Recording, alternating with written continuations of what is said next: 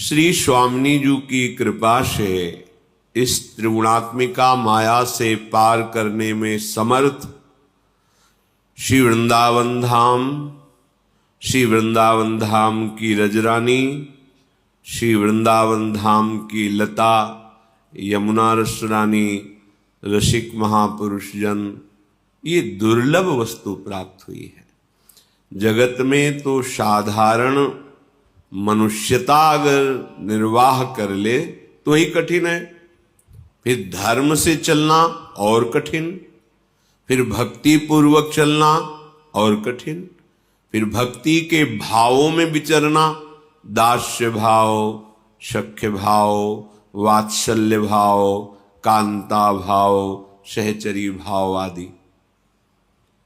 अपने को जो ये कृपा मिली है, अब हम मूढ़ता का त्याग करके और परमानंद की प्राप्ति के लिए हर कष्ट सहेंगे, ऐसा निश्चय स्वीकार करना चाहिए। ऐसा हृदय में दृढ़ व्रत धारण करना चाहिए कि शारीरिक मानसिक जो भी हमें व्यथा मिलेगी, अब हम उसे सहेंगे और हर कदम आगे प्रभु की तरफ बढ़ाएंगे।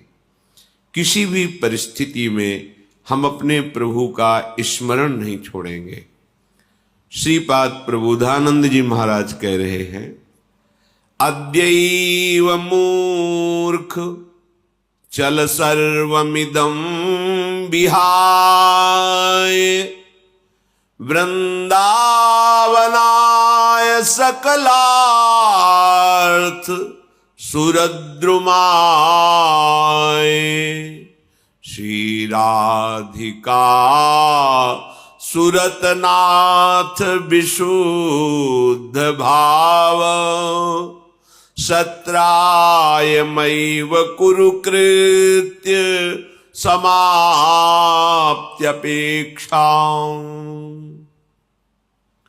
हे भाई, चल सर्वमिदं विहाय, ये मूढ़तावश जो तुमने अपनापन जगत के नानात्व में, वस्तु व्यक्ति स्थान पद प्रतिष्ठा में कर लिया है, ये टिकाऊ नहीं है। न शरीर, न शरीर के भोग, न शरीर संबंध, किसी भी क्षण सब छूट सकता है, किसी भी हेतु से छूट सकता है। हेतु माने निमित्त, कुछ भी कारण बन सकता है, क्योंकि ये निश्चय तो नहीं ना कि कब शरीर छूट जाएगा।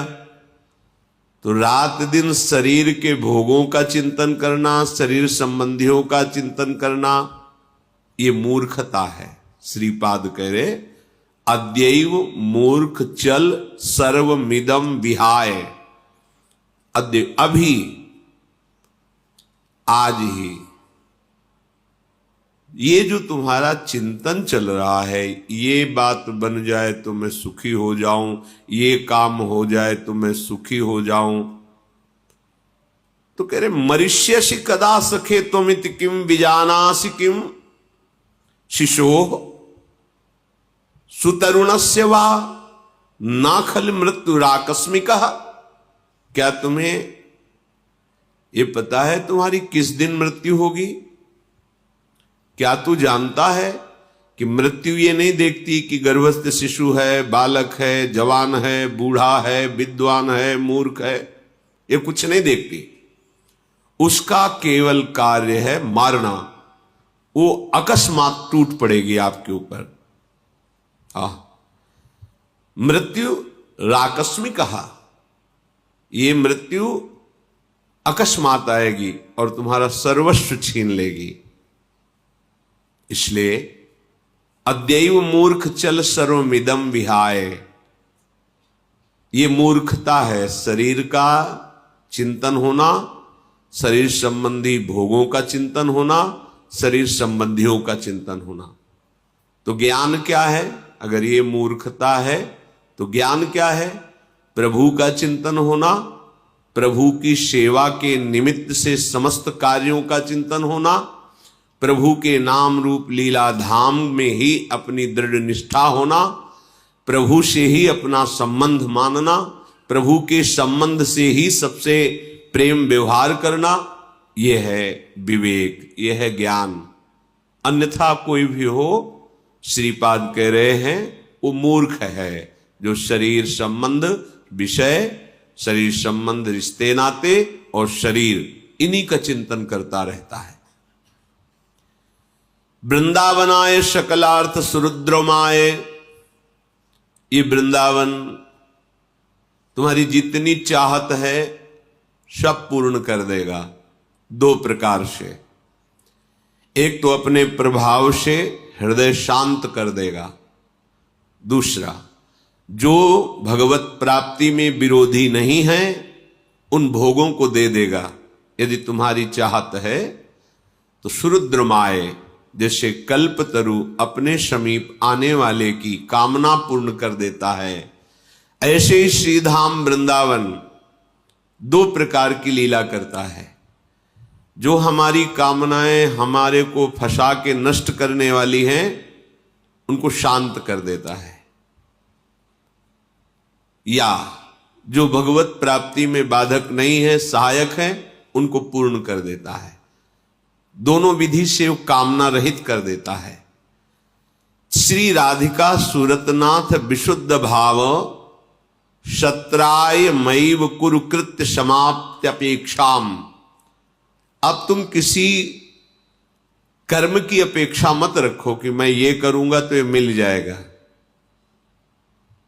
कर्मों को प्रभु की प्रसन्नता के लिए करो और प्रभु को समर्पण कर दो तो तुम्हें अक्षय फल मिलेगा। अक्षय जिसका कभी नाश नहीं होता, वो फल है भगवत प्रेम, वो है भगवत साक्षात्कार, वो है तत्वबोध, जिससे आप अखंडानंद प्रेमानंद में निमग्न हो जाएंगे। श्री वृंदावन में प्रिया प्रीतम का ऐसा प्रभाव है, मलिन अंतःकरण होने के कारण हमें अनुभव में नहीं आता। नहीं, कई बार ऐसा धाम की कृपा से अनुभव होता है। बहुत दिव्य धाम है, बहुत कृपालु धाम है। आप लगो तो श्री धाम का आश्रय लेकर के उपासना में लगो, फिर आपको यही धाम दिखाई देगा। अगर आचार्य कृपा न हो, गुरु कृपा न हो, तो हृदय गति की सामर्थ्य नहीं है कि वो चल पावे। हृदय गति रुक जाएगी। ऐसा परमानंद में ये धाम है। कई बार ऐसा अनुभव होता है कि हमारा चित्त कोई ऐसा चिंतन नहीं कर रहा था, अचानक कोई शब्द, कोई वस्तु, कोई व्यक्ति बिल्कुल साधारण प्राकृतिक, और बस चित्त अप्राकृतिक तत्व ने घसीट लिया, डूब गए। ये धाम कृपा। ये ऐसा नहीं कि किसी विशेष को पहचानता हो वृंदावन। वृंदावन को मां कहा गया है, वृंदा टवी, मातृवत प्रेम करता है धाम। वृंदावन ही प्रभाव सुन अपनो ही गुण देत, जैसे बालक मलिन को मात गोद भर लेत। मां के लिए अगर 100 बच्चे हों तो सब बराबर होते हैं। जो बिल्कुल अयोग्य होता है उस पर विशेष प्रेम मां का होता है कि ये तो सब विवेकवान हैं, बुद्धिमान हैं, ये अपने को बचा लेंगे, अपने मनोनुकूल चल पाएंगे, लेकिन ये तो बिल्कुल बुद्धिहीन है, तो हर समय उस पर नजर। तो हमको अपने को ऐसा मानना है कि हम किसी योग्य नहीं, वास्तविक। अब बिल्कुल वृंदावन का मात्रवत आश्रय ले लो। ये वृंदावन धाम श्री किशोरी किशोरजू की अद्भुत सामर्थ्य से युक्त है। अद्भुत सामर्थ्य। किसी दिन किसी उपासक ने स्वप्न देखा था, वो बता रहे थे, हृदय में भारी पीड़ा हुई, अब मुझे वृंदावन जाना है, शरीर वृंदावन में ही है, अब मुझे वृंदावन जाना है। तो वृंदावन से अलग कैसे हो गया, वो सोच रहे थे, अलग कैसे हो गया। बड़ी व्यथा, रोना प्रारंभ। कौन मुझे वृंदावन से दूर ले आया, मैं कैसे वृंदावन से दूर हो गया, एकदम रोना। रोते रोते चेतना जागृत हुई, जागृत में भी वही रोना चल रहा है। फिर ये तो लगा अच्छा ये स्वप्न था, फिर विश्राम, फिर देखा कोई आके कह रहे चलो हम तुम्हें वृंदावन, ऐसे ऐसे विरक्त महापुरुष, ऐसे ऐसे प्रेमी जनों के दर्शन, ऐसी दिव्य शोभा, ऐसी दिव्य सौरभ। कहीं यहां भजन का परिश्रम थोड़ी करना पड़ता है, यहां तो भजन स्वयं तुम्हें पकड़ लेगा। यहां फिरे स्वार्थ आपने, भजन गए फिरे बाह। विचार करो, श्री दुर्दास जी ने लिखा है, यहां फिरे स्वार्थ आपने, भजन गए। कैसे? हृदय की गति नहीं है। जिस रस को वृंदावन प्रदान करता है, किसी साधन से प्रवेश हुआ जाए, हृदय की गति, आश्चर्य, सर्वाश्चर्य। देखते देखते दृश्य बदल गया, देखते देखते ये सब पार्थिव दृश्य खत्म। ये सामर्थ्य वृंदावन के साधना की नहीं है। इसलिए श्रीपाद कह रहे अभी चल, तुम्हारा एक काम पूर्ण हो जाए फिर तुम जाओ, ऐसा कभी नहीं हो पाएगा। क्योंकि एक कार्य के बाद कई कार्य आपको और घेर लेंगे। इसलिए अद्यैव, आज अभी श्री राधिका सूरतनाथ विशुद्ध भाव सत्रायमैव कुरुकृत्य समाप्त अपेक्षाम, ये कार्य समाप्त हो जाएगा फिर चले, ऐसा नहीं। आज अभी इसी क्षण निश्चय कर, पता नहीं कब किस क्षण मृत्यु हमारे ऊपर अपना अधिकार जमा ले और हमारी श्वासें छीन ले। अगर हमारा कुछ समय, कुछ मिनट, कुछ घंटे, कुछ दिन वृंदावन में व्यतीत हो रहा है राधा राधा कहते हुए, तो हमारी बात बन गई। फिर विचार आया श्रीपाद के हृदय में कि शायद सब लोग ऐसा न कर पावे, तो जो वृंदावन से दूर है, वृंदावन नहीं आ पा रहा है, उसको ये गति कैसे प्राप्त हो, उसको ये रस कैसे प्राप्त हो। तो कह रहे वस्तु कोटि गुणम श्रुतम सुकृतम वासोन्नवासादिभिः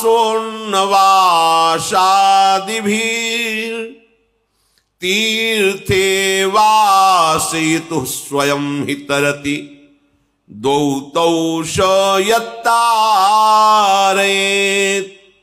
प्रेमानंदरसात्मधामनि परे वृंदावने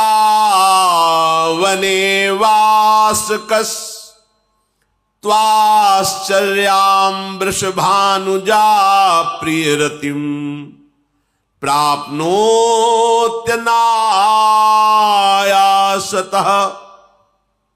हे भाई, यदि तुम ऐसे वृंदावन के लिए तत्पर नहीं हो पा रहे, अनन्य निष्ठा नहीं ले पा रहे, यहां अखंड वास नहीं कर पा रहे, तो हम तुम्हें एक उपाय बताते हैं। वस्तु कोटि गुणम श्रुतम सुकृतम वासोन्न वासादिभिर तीर्थे वासा ये तो स्वयं ही तरति दौ तौ स यत्तारयेत्। जो वृंदावन वासी हैं, श्री प्रिया प्रीतम के उपासी हैं, तुम अगर वास नहीं कर पाते हो तो उनके वास करने की व्यवस्था कर दो। कल के भी सत्संग में कहा था, साधो शक्नोषि नो चेत सकलमपि हठात स्वप्न कल्पम विहातुम तरहि त्वं ध्याय वृंदावन मनुष्यो मथोपास्य वृंदावनेशो। साधु, यदि तुम अखंड वृंदावन वास नहीं कर सकते, विषयों का त्याग नहीं कर सकते, तो जो युगल किशोर की उपासना में तत्पर हैं उनकी सेवा कर दो। क्या सेवा? श्रीधाम वृंदावन वास की उनकी व्यवस्था कर दो। वस्त्र, अन्न, जो उनको आवश्यकता हो दे दो, तो श्री वृंदावन वास करने से भी दुगुना उसको फल प्राप्त होगा। क्यों? क्योंकि वो चिंतन कर रहा है अमुक वस्तु अमुक वृंदावनवासी की सेवा में आएगी, उनके वास में सहयोग देगी, और मैं अधम कहाँ वृंदावन वास कर सकता हूं। चलो श्री जी की बड़ी कृपा हुई, मुझे सेवा का अवसर, अपने में दैन्य भाव, वहां पूज्य भाव, इसी बहाने से वृंदावन का चिंतन, और उस चिंतन का प्रभाव कि उसे जो वस्तु प्राप्त होनी है वो प्राप्त हो जाएगी। श्री धाम वृंदावन के वास से, श्री प्रिया प्रीतम के भजन से जो प्रेम प्राप्त होता है वही उसको प्राप्त हो जाएगा। कह रहे कि जितने भी तीर्थ हैं इनमें वास करना पापों का नाश अवश्य हो जाता है, पर तीर्थों से कोटि गुणा महत्वशाली वृंदावन धाम है, करोड़ों गुना बढ़कर। प्रिया प्रीतम का निज महल है, निज धाम है। तो जो यहां के वासियों की सेवा करता है, यहां दोष दृष्टि नहीं करनी चाहिए। जैसे बाहरी लोग नहीं जानते हैं तो भगवत पार्षदों को, ब्रजवासी जनों को दोष दृष्टि से देखने लगते हैं। ऐसे शब्दों को हमने सुना है, चुभता है। आप क्या जानो, आपको निधिवन, सेवा कुंज, रंग जी, राधा रमण जी, बिहारी जी, दसियों जगह दर्शन कराएंगे जिन्हें आप पंडा कहते हो, और आपको चंद रुपए दे देते हो। उनके न खेती है न व्यापार है, उसी से परिवार चलता है। और बड़े बड़े भगवत प्रेमी महात्मा जो उनके दरवाजे पर राधे श्याम बोलते हैं तो रोटी देते हैं। आपको पता है वो पैसा आपका कहां पहुंच गया, कितना सुकृत आपके एकत्रित हो गए। आप जिनको न जानते हैं और न सेवा कर पाएंगे, ऐसे ऐसे संत हैं जो एकांत सेवन करते हैं, माधुकरी मांग के खाते हैं। वो ऐसे ब्रजवासियों की कोई खेती थोड़ी है, कोई बड़े बड़े व्यापार थोड़ी है। ये ठाकुर ही उनके जीवन है, यही जीवन धन है। 4 जगह दर्शन कराए, कुछ चंद रुपए मिले, उससे अन्न धन, अपने परिवार का पोषण, साधु महात्माओं को भिक्षा, भगवत आराधना। तो 20 वर्ष मधुकरी मांगी देखा है, कोई घर ऐसा नहीं जिसमें ठाकुर जी न विराजमान हो, कोई घर ऐसा नहीं है। कितने भाव, आप इनका बाहरी स्वरूप, इनके बोलने का ढंग थोड़ा टेढ़ा है, पर इनका हृदय बहुत ही कोमल और परम पवित्र है ब्रजवासी जनों का। ये दोष दृष्टि न करे कि अरे तो पैसा नहीं। आप समझो, आप करोड़ों प्राप्त करके भी शांति का अनुभव नहीं करते और वासना बढ़ती जा रही। आप 100 रुपए 200 रुपए दे दिए, आपको 10 जगह दर्शन करा रहे, महिमा बता रहे हैं, उनके चरण छुओ, उनको प्रणाम करो भाव से। कोई छल कपट व्यवहार अगर कहीं दिखता है कि आपके साथ कोई छल कर रहा है, कपट कर रहा है, व्यवहार कर रहा है, तो गंभीरता पूर्वक अपने को बचा लो और उन पे दोष दृष्टि ना करो, दोष दृष्टि ना करो और अपने को बचा लो। इससे बिहारी जी प्रसन्न हो जाएंगे।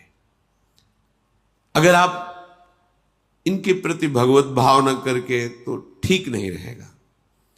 इनका स्वभाव है, ये श्री कृष्ण के निज जन है, इनका स्वभाव। हमारे ठाकुर टेढ़े खड़े होते, देखो ललित त्रिभंगी, और बड़े ही प्रेमी स्वभाव के हैं। ऐसे ही हमारे ब्रजवासी जन, थोड़ी बात इनकी टेढ़ी, थोड़ा उनका व्यवहार टेढ़ा नजर आ सकता है, पर बड़ा प्रेमी स्वभाव, आंतरिक जो बात है। मां से भी ज्यादा प्यार करते हैं संतों को।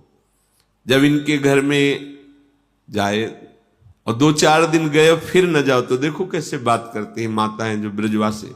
ए बाबा तू कल आयो नहीं, तबीयत ठीक है ना तेरी? मां की तरह पूछना, कल क्यों नहीं आया बाबा? ये कौन पूछता है?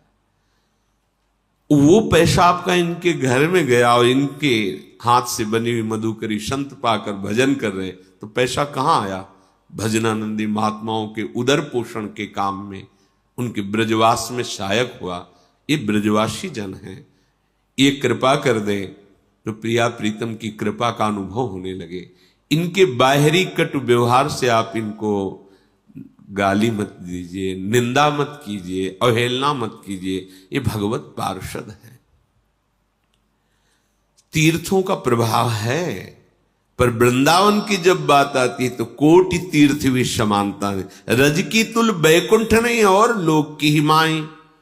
तो जो वृंदावन वासी हैं उनकी जो उपासना करता है, वो वृंदावन वास नहीं कर पाता, पर उनकी उपासना का मतलब कि हृदय में ये भाव कि मैं तो वृंदावन वास नहीं कर पा रहा, पर मेरे पास जो कुछ है उससे थोड़ा, अगर हम किसी एक को भोजन दे देते हैं, किसी एक को वास करा देते हैं, किसी एक को वस्त्र दे देते हैं, उसके वृंदावन वास में सहयोग कर देते हैं, तो श्रीपाद कहते हैं वो वही गति प्राप्त करता है जो वृंदावन वास करने वाला है, वही गति वो प्राप्त करता है।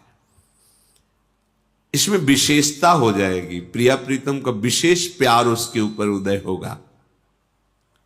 प्रेमानंद रसात्म धामनि परे वृंदावने वासक त्वाश्चर्याम वृषभानुजा प्रियरतिम प्राप्नोत्य नायासतः।